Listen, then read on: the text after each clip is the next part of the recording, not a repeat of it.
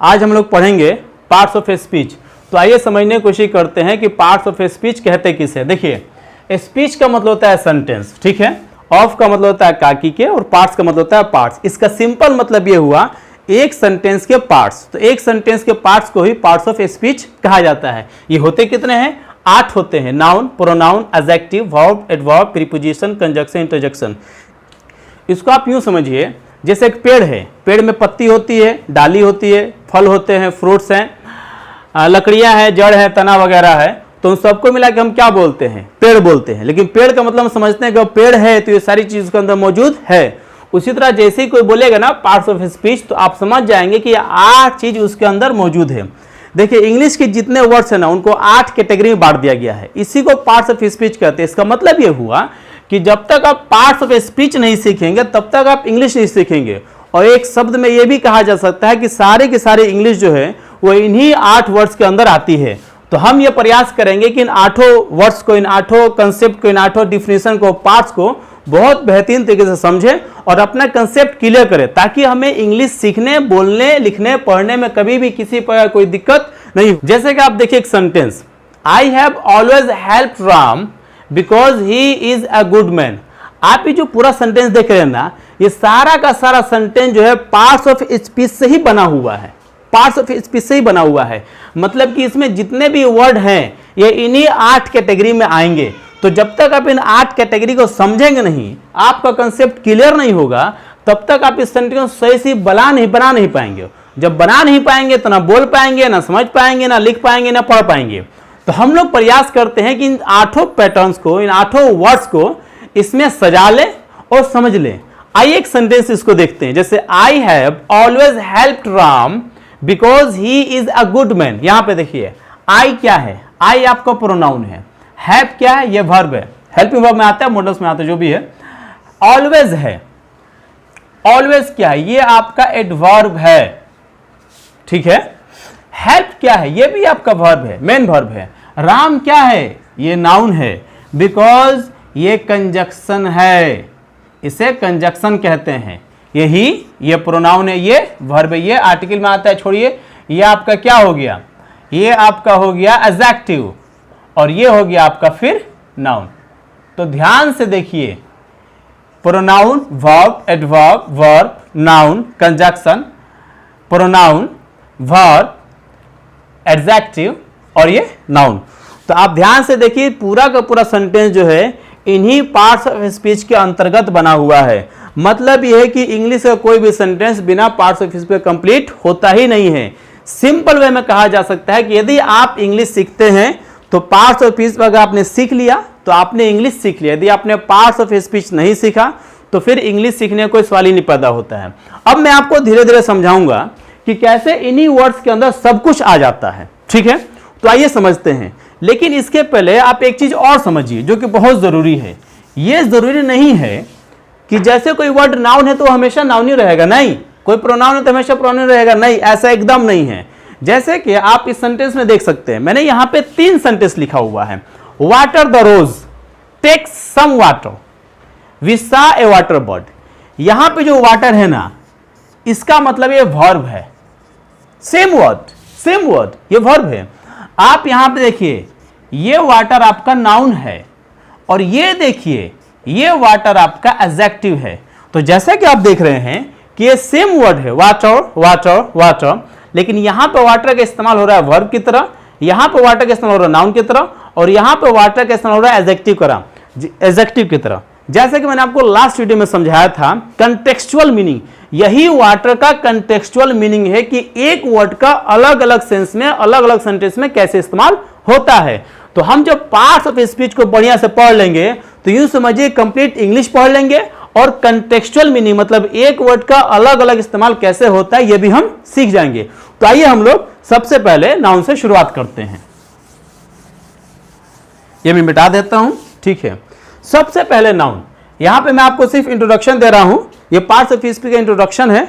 इसके बाद से हम लोग जो वीडियो बनाएंगे स्पेशल बनाएंगे नाउन पे। नर्सरी से लेके पीएचडी तक जितना भी नाउन से रिलेटेड सवाल होगा सारा का सारा हम लोग सॉल्व करने की कोशिश करेंगे, चाहे किसी भी कंपटीशन में आए, किसी भी क्लास में आए, किसी भी लेवल पे आए, सारा का सारा नाउन पढ़ने की कोशिश करेंगे हम लोग, लेकिन अभी हम लोग सिर्फ इसका इंट्रोडक्शन करेंगे। आइए शुरुआत करते हैं। सबसे पहला वर्ड है आपका नाउन। ये नाउन क्या है? देखिए नाउन जो है ना, नाउन को सही कहा जाए तो ये असल में नेम है। नेम का ही सिनोनिम से, मतलब नाउन किसे कहते हैं? नाम को कहते हैं। जैसे कि बचपन से हम पढ़ते आ रहे हैं कि noun is the name of person, place, animal और थिंग। यह है, ठीक है, लेकिन सिंपल वे में अगर आपको याद करना है तो आप सिर्फ इतना समझ लीजिए, नाउन क्या है? नाम है। Noun is a naming word. Noun is the name of anything. यदि नाम है तो नाउन है, और नाम नहीं है तो नाउन नहीं है। एक वर्ड में हम लोग इसको समझने की कोशिश करते हैं। राम। राम किसी का नाम है तो नाउन है, ठीक है। एक नाम है अच्छे लाल। अच्छे लाल नाम है तो नाउन है, लेकिन सिर्फ अगर मैं कह दूं अच्छा, तो क्या अच्छा नाउन है? नहीं, अच्छा नाउन नहीं है, क्योंकि अच्छा किसी का नाम ही नहीं है। यह आ जाएगा आपका एडजेक्टिव में। तो आपने थोड़ा सा समझा कि नाउन क्या है? नाउन किसी भी वर्ड का नाम है। यदि नाम है तो नाउन है, और नाम नहीं है तो noun. Went to the forest and he cut all the trees. एक लड़का जंगल गया, उसने सारी की सारी लकड़ियां काट दी। बॉय नाउन है, फॉरेस्ट नाउन है, ट्रीज नाउन है, ठीक है। अब आइए प्रोनाउन की बात करते हैं। देखिए प्रोनाउन एकदम सिंपल है। प्रोनाउन का काम कुछ नहीं है। क्यों कुछ नहीं है? उसका काम सिर्फ इतना है कि वो नाउन की जगह आएगा ताकि सेंटेंस जो है वो खूबसूरत दिखाई दे, वो खूबसूरत दिखाई दे। जैसे कि आप देख सकते हैं, boy went to the forest and he cut the tree. अब ही जो है किसके लिए आया है? नाउन के लिए। तो ही आपका क्या हो गया? प्रोनाउन हो गया, ठीक है। आप इसको ऐसे भी लिख सकते थे कि boy went to the forest and he the boy या boy cut all the trees, लेकिन चूंकि रिपीटिशन हो जाता तो सेंटेंस आपको खूबसूरत नहीं लगता, इसलिए हमने ही का इस्तेमाल किया जो कि प्रोनाउन है। तो प्रोनाउन का सिर्फ इतना ही काम है कि वो सेंटेंस को खूबसूरत बनाता है और नाउन की जगह आता है, बाकी उसका कोई दूसरा काम नहीं है। एडजेक्टिव की बात करते हैं। देखिए सबसे पहले इसका प्रोनाउंसिएशन समझिए। हम लोग बचपन से इसको एडजेक्टिव पढ़ने आते हैं, पढ़ते ही एकदम गलत है। इसका राइट और करेक्ट प्रोनाउंसिएशन होगा adjective. It is not adjective, adjective, ठीक है, ओके। तो एडजेक्टिव किसे कहते हैं? हम जैसे जानते हैं एडजेक्टिव का काम क्या है? सिर्फ यही काम है कि नाउन या प्रोनाउन की खूबी बता देगा, या कह सकते कभी बता देगा, बस ये ऐड करता है किसी क्वालिटी को, चाहे बैड क्वालिटी हो चाहे गुड क्वालिटी हो। जैसा कि अगर मैं चाहूं तो यहां पे लिख सकता हूं कि a bad boy went to the forest and he cut all the trees. इसका मतलब क्या? एक बुरा लड़का जंगल गया, उसने सारी की सारी लकड़ियां काट दी। तो यहां पर जो बैड है वो आपका एडजेक्टिव है। क्या आप मेरी बात समझ रहे हैं? बैड क्या एडजेक्टिव है? ये बॉय नाउन है, और नाउन से पहले जो वर्ड आया है जो कि इसकी खूबी बता रहा है कि ये कैसा है, तो ये वर्ड बैड इसका एडजेक्टिव कहलाएगा, मतलब कि बॉय से पहले आया है, ठीक है। आइए बात करते हैं वर्ब की। देखिए वर्ब क्या है? वर्ब एक एक्शन डूइंग वर्ड है। कोई भी, जैसे इसको हम हिंदी में बोलते हैं क्रिया, अगर एक्शन है तो फिर वो वर्ब है, और यदि एक्शन नहीं है तो वर्ब नहीं है। आप जानते हैं वर्ब के अंदर ही आपको टेंस पढ़ना है, वर्ब के अंदर ही आपको वॉइस पढ़ना है, और वर्ब के अंदर बहुत सारे से काइंड्स पढ़ने हैं। जैसे फाइनाइट है, नॉन फाइनाइट है, ट्रांजिटिव है, इनट्रांजिटिव है, स्ट्रॉन्ग है, वीक है, ये सारे के सारे वर्ब्स आपको वर्ब के अंदर ही पढ़ना है। और जब हम लोग इसको डिटेल पढ़ना शुरू करेंगे तो सारी स्टडी वर्ब की हम लोग करेंगे वहीं पे, ठीक है। जैसे कि आप देख सकते हैं boy, a bad boy went. यहां पे वेंट क्या है? ये वेंट आपका वर्ब है, ये वेंट आपका वर्ब है, और यहां पे कट ये भी आपका वर्ब है, ठीक है। तो इस तरह से देख रहे हैं वर्ब का काम क्या है? वर्ब जो है सिर्फ किसी काम को बताता है। अगर काम हो रहा है तो वर्ब है, और काम नहीं हो रहा है तो वर्ब नहीं है। आइए बात करते हैं एडवर्ब की। एडवर्ब किसे कहते हैं? देखिए एडवर्ब जो है, एडवर्ब खूबी बताएगा एडजेक्टिव की, वर्ब की, या खुद अपनी, और कई बार प्रीपोजिशन की भी खूबी को बताता है। जैसा कि आप सेंटेंस देख सकते हैं, that very fine ship has already sailed right around the world. मैंने यहाँ पे जितने भी वर्ड को अंडरलाइन किया हुआ है ये सारे के सारे एडवर्ब्स हैं, जैसे कि वेरी, ऑलरेडी, राइट। लेकिन ध्यान दीजिए ये फाइन क्या है? ये एडजेक्टिव है। तो यहां पे एडवर्ब एडजेक्टिव को मॉडिफाई कर रहा है, उसकी खूबी बता रहा है। ये सेल्ड क्या है? ये वर्ब है। तो यहां पे ऑलरेडी वर्ब की खूबी बता रहा है। ये राउंड क्या है? प्रीपोजिशन है। तो यहां पर राइट जो है प्रीपोजिशन की खूबी को बता रहा है। तो एक एडवर्ब किसी भी एडजेक्टिव, वर्ब, एडवर्ब या कई बार अलग अलग प्रीपोजिशन की खूबियों को भी डिस्क्राइब करता है। बात करते हैं प्रीपोजिशन की, तो प्रीपोजिशन के बारे में समझिए। देखिए प्रीपोजिशन क्या है?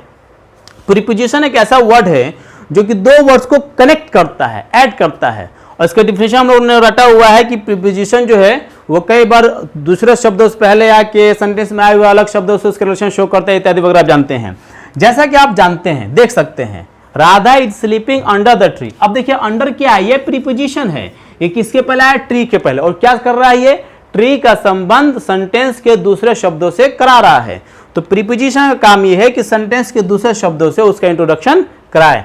कंजक्शन, प्रीपोजिशन कंजक्शन लगभग कई जगह सेम काम करता है, लेकिन आप मोटा मोटी समझ लीजिए।